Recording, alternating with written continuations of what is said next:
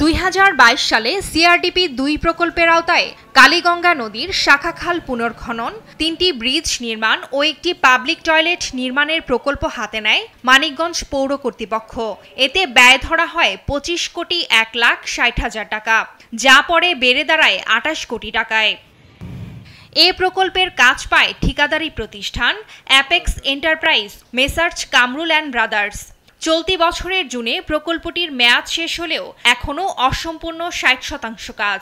তার ওপর সরকার পতনের পর ঠিকাদার প্রতিষ্ঠানগুলো গা ঢাকা দেয় প্রকল্পের কাজ নিয়ে শঙ্কায় এলাকাবাসী।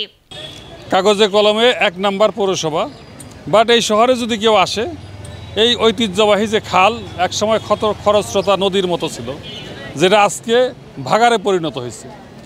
আমরা এই ভাগার মুক্ত মানিকগঞ্জ দেখতে চাই। এই খালটা একটা পরিপূর্ণ খাল এবং এখানে একটা লেক মতো খাল হয়ে যাক, মানিকগঞ্জ শহরে মানুষ হাফ ছেড়ে বাসক। এই আশা এই সরকারের কাছে করব। আশা করি প্রশাসনের ব্যাপারে দৃষ্টি দেবে। মানিকগঞ্জ পৌরসভার প্রাণকেন্দ্রের ভিতর দিয়ে যে খালটা অতিবাহিত হয়ে গেছে, এটা অবহেলায় ময়লায় পড়ে রয়েছে। সরকারিভাবে পৌরসভা থেকে এর কোনো পদক্ষেপ নেওয়া হয় না। 28 কোটি টাকা টেন্ডার হওয়ার পরেও এখানে কোনো কার্যকলাপ নেই। আমরা চাই এটা সুন্দরভাবে চলমান একটা খাল তৈরি হোক। এখন কোনো রকমের কাজ চলছে, কিন্তু সেই অগ্রগতিটা খুবই কম।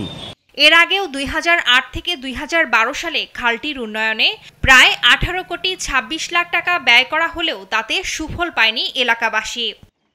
28 কোটি টাকার একটি কাজ আসে। এই খাল হচ্ছে খনন এবং খালের হচ্ছে সার্বিক অবস্থা, আশেপাশে রাস্তা সহ 2টি ব্রিজ করার জন্য।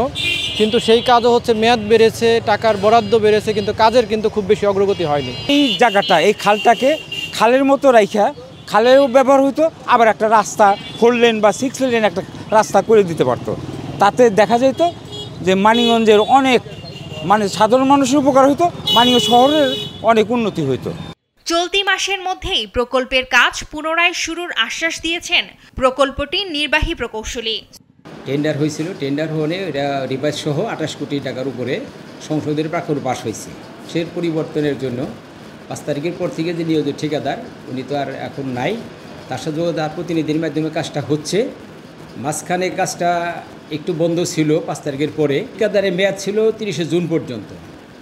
দেশের প্রেক্ষাপটের কারণে ওইটা এখনও সময় বর্ধিত করতে পারে নাই। তবে আমি 2 দিন আগেও কথার সাথে উনি বলছি, ভাই আমরা খুব তাড়াতাড়ি এটার টার্ম এক্সটেনশন বাড়ানোর ব্যাংকের প্রক্রিয়া শেষ করে দেব, এবং তাদের টার্গেট হলো ডিসেম্বর 2024 মধ্যে তারা কাজটা শেষ করবে। পৌরবাসীর দুর্ভোগ লাঘবে অতি দ্রুত পৌর কর্তৃপক্ষ প্রকল্পের কাজ সম্পন্ন করবেন, এমনটিই প্রত্যাশা পৌরবাসী সহ সংশ্লিষ্টদের।